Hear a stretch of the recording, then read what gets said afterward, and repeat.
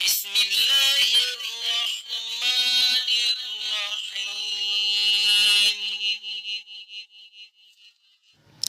جی سوال کرتے ہیں کہ حضرت عثمان غنی رضی اللہ تعالی عنہ کی شہادت کس تاریخ کو ہوئی تھی؟ پیارے بھائی جواب نوٹ فرمائیں۔ یہ حضرت عثمان رضی اللہ تعالی عنہ خلیفہ سوم ہیں۔ ان کا پورا نام حضرت عثمان بن عفان بن ابی العاص بن امیہ، امی کا نام اروا بنت قریظ تھا۔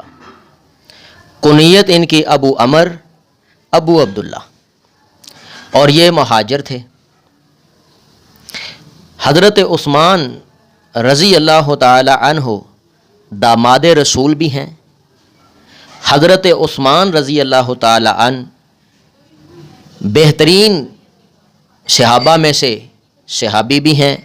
حضرت عثمان رضی اللہ تعالی عنہ ان کی وفات جو ہے وہ ذوالحج کے مہینے میں ہوئی ہے، اور یہ کنفرم بات ہے کہ ذوالحج کے مہینے میں حضرت عثمان بن عفان رضی اللہ تعالی عنہ نے شہادت پائی ہے، اور تاریخ کے متعلق اختلاف کیا جاتا ہے، لیکن اکثر اور کثیر تعداد سے علماء اکرام ان کے نزدیک 18 ذوالحج بنتی ہے۔ 18 ذوالحج کو حضرت عثمان بن عفان رضی اللہ تعالی عنہ شہید ہوئے۔ کئی لوگ اختلاف کرتے ہیں کہ نہیں، وہ 12 تاریخ کو، کئی اختلاف کرتے ہیں کہ 11 تاریخ کو۔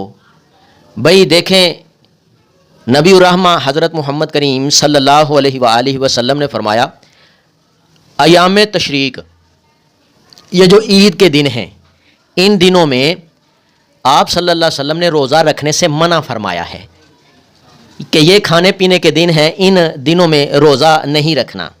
جبکہ حضرت عثمان بن عفان رضی اللہ تعالی عنہ جب شہید ہوئے تو ان کا روزہ تھا، اور اس کی دلیل مستدرک للحاکم میں موجود ہے کہ انہوں نے روزہ رکھا ہوا تھا۔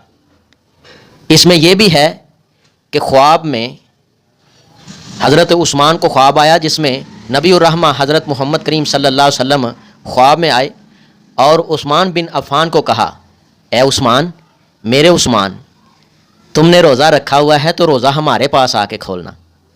تو پیارے بھائیوں، عثمان رضی اللہ تعالیٰ نبی پاک کے گھر کے ہی فرد تھے نا، تو جو گھر کا فرد ہو تو اس کو تو سارا علم ہوتا ہے، اور پھر وہ خلیفہ بھی تھے۔